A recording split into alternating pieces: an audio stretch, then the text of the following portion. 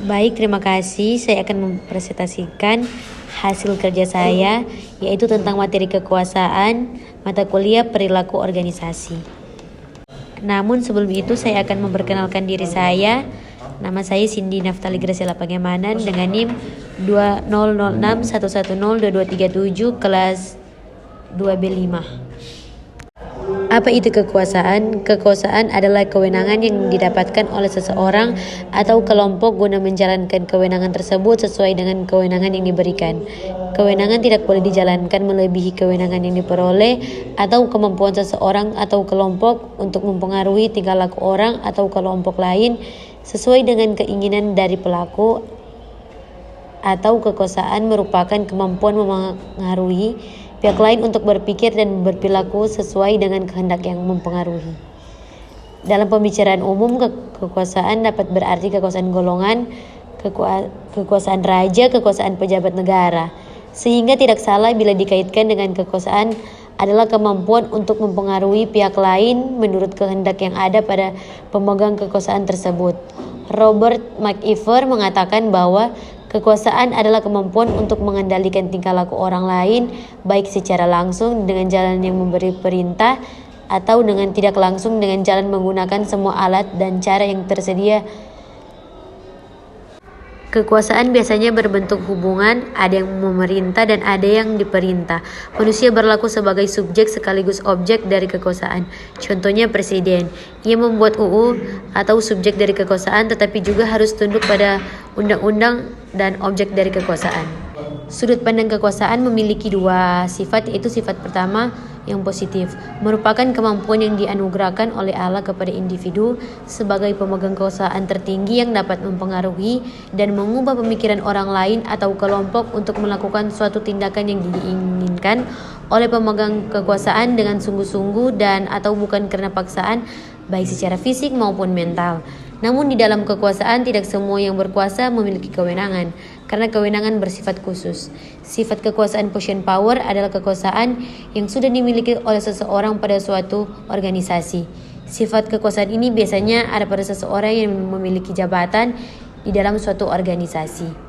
Dalam hal ini, jabatan yang dimaksud seperti ketua atau dewan pembina. Apabila seseorang sudah memiliki jabatan ketua, maka ia sudah memiliki kewenangan untuk mengatur dan mengarahkan anak buahnya.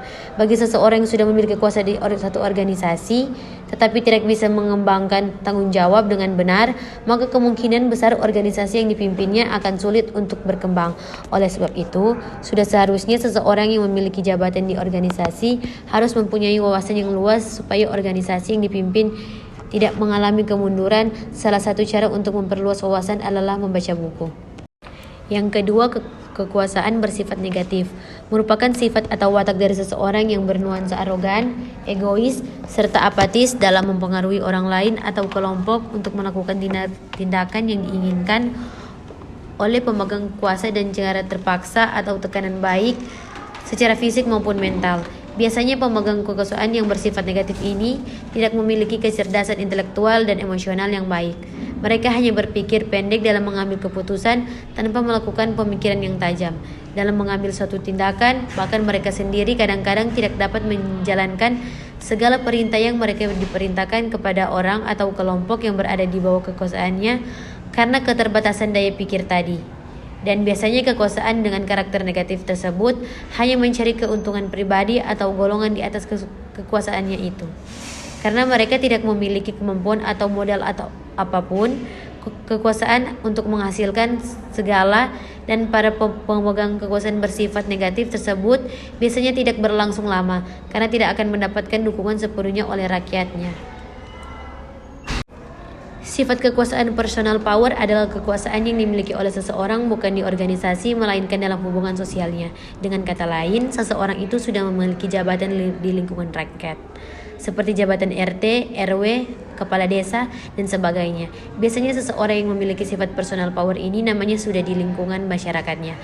Hampir sama dengan seseorang yang memiliki suatu kuasa dalam organisasi. Individu yang memiliki personal power juga harus bisa mengarahkan anggota masyarakatnya agar menciptakan hubungan yang harmonis. Apabila pemegang kuasa tidak bisa menciptakan hubungan yang harmonis antara anggota masyarakat, maka bisa memunculkan Legitimasi kekuasaan dalam pemerintahan mempunyai makna yang berbeda.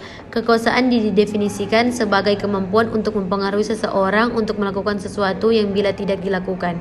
Akan tetapi, kewenangan ini akan mengacu pada klaim legitimasi.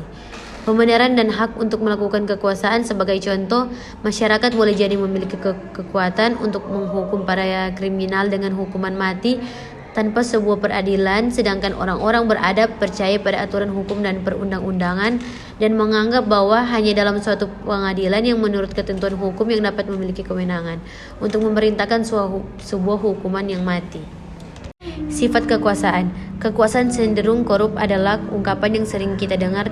Kekuasaan dapat dikatakan melekat pada jabatan ataupun pada diri orang tersebut. Penjelasannya adalah sebagai berikut. Yang pertama, kekuasaan yang melekat pada posisi seseorang dalam sebuah organisasi. Yang kedua, kekuasaan yang berada pada orang atau pribadi tersebut sebagai hubungan sosialnya. Friends dan Raven mengatakan bahwa ada 5 jenis kekuasaan. Yang pertama, kekuasaan yang memberi penghargaan. Yang kedua, kekuasaan yang memaksa. Yang ketiga, kekuasaan yang sah. Yang keempat, kekuasaan memberi referensi. Dan terakhir, kekuasaan ahli. Pengertian kekuasaan menurut dua ahli. Yang pertama, Montesquieu.